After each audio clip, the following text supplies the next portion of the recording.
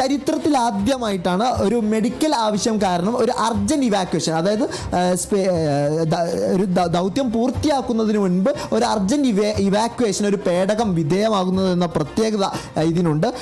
ഓസ്ട്രേലിയക്ക് മുകളിലൂടെ സഞ്ചരിക്കുമ്പോഴായിരുന്നു ബഹിരാകാശ നിലയിൽ നിന്ന് അൺഡോക്ക് ചെയ്തത്.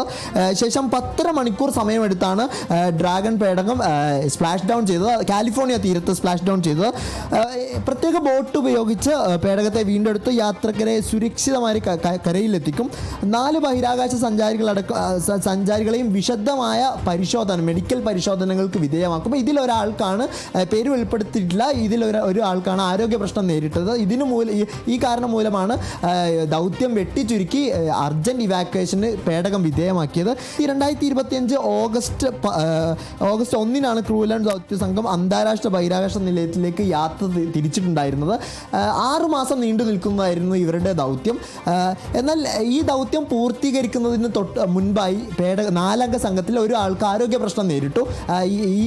ഇതിനെ തുടർന്ന് 165 ദിവസം പൂർത്തിയാക്കി 6 മാസം ഫെബ്രുവരിയിലാണ് 6 മാസം പൂർത്തിയാവുക. ഈ 6 മാസം പൂർത്തിയാക്കാതെ 165 ദിവസത്തിനുള്ളിൽ ദൗത്യം വെട്ടിച്ചുരുക്കി തിരിച്ചെത്താൻ നാസ നിർദ്ദേശിക്കുകയായിരുന്നു.